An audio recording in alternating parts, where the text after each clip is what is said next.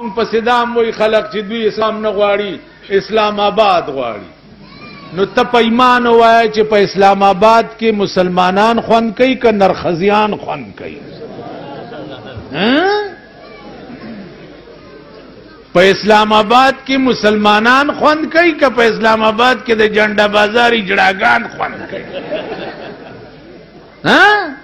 مولیان اسلام نه غواړي اسلام آباد غواړي. واوره مور یو خان او نواب او سردار د بجوندې نه پریدم.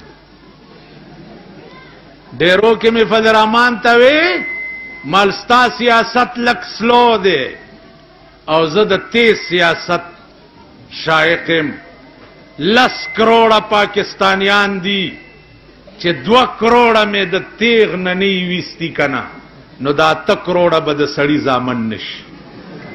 داري ماشین ته به تنه یو خو سربل خو تنه یو خو سربل خو تنه یو خو سربل تبراشي چې ما څه کړی تا څه کړی زم طلاق بچیا تا پرېدما چې مردار کړې مې نه. دا حال به دورې د اسملو دا زمونږ ممبران کا په کې سکر پر نشي کوله په اسملې ممبران به داسې درته په شرمونو شرموم لکه د ضیا په حکومت کې د اسملې ممبرانو نامه پرتګونه ویستي او په سر مې ورته تړلي کړي مې وکنه په کیسټو کې ما اوریدلې دی او کنم دی اوریدل.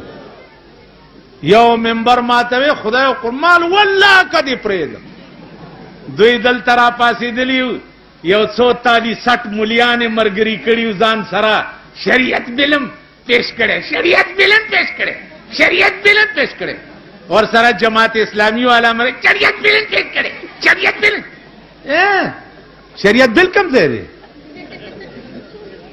شریعت بل دی کم ځای واورا شریعت بل دی پیش کړي شریعت بل تا په سینټ کې جوړ کړي دی او په سینټ کې وګورا کټر پرویزیان در سره ناستو جرنل نیازی وګورا هغه پرویزه دی او د سینټ ممبر دی چې د رسول الله حدیث ته د يهودو ډکوسلې وي. د پیغمبر هغه حدیث چې ابو هريره غوندې را نقل کړی دي هغه ته د يهودو ډکوسلې وي. هغه په سینټ کې ممبرو او په شریعت بل کې شریکو. ما وې په فلرمان الزام لګولو چې د شریعت بل نه مانی مسلمان نه دی کافر دی. مال چې شریعت بل څوک نه مانی ا کافر دی او چې څوک شریعت په ملک راوسته چی او نه راولي هغه کافر دی او داغه مرګریم د کافر بچي. شریعت بل نه منما زما ایمان د شریعت ته زما مذهب د شریعت ته زما دین د شریعت ته زما سر دی الله ټوکړي ټوکړي کی د شریعت په ناموس باندې شریعت بل نه منم. او بیا د دیوبند علما شریعت بل نه مني. د دیوبند علما او برکت ته چې تنن دې ملک ته پاکستان وې دا شیخ الهند جوړ کړي دي دا مولانا مفتی محمود مولانا حسین احمد مدنی جوړ کړي دي دا مفتی کفایت الله جوړ کړي دا مولانا ابوالکلام آزاد جوړ کړي دا مولانا غلام غوث هزاروی جوړ کړي. پاکستان د پیرنګیانو تالی سټو نه دی جوړ کړي. پیرنګیان خو چتلا خپل پر کټو ته ملک والا کړو دشمنانو لې چرته ملک ورکو. دیکھو وګوره په هندستان کې اول د پیرنګي خلاف تحریک چيو هغه چاروان کړو شیخ الهند علماء دیوبند روان کړو. د دیوبند نقشہ چا چولې کې دا جناب محمد رسول الله چولې دا د شپې براغه او ول به دا دیوال داسې کې دی دا داسې کې دی. علما لیکي چې په خدای قسم چې سار به مونږ وکړو د پیغمبر قدمونه بالته موجود.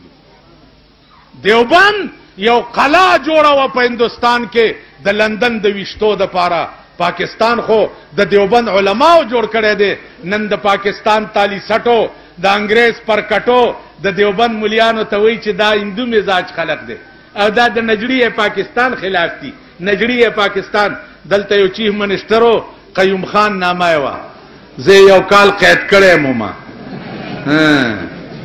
لاړو جنازه مې وکړه چا چې زنی ولې هم ټول غرق شو ټول غرق شو قیوم خان علماء دیوبند تبوی چې دا د نظریه پاکستان خلاف دي نو ماوی چې نظریه پاکستان خو تاسو په خپل ویلي چې لا اله الا الله دا نو د لا اله الا الله خلاف تاسو یې کومږي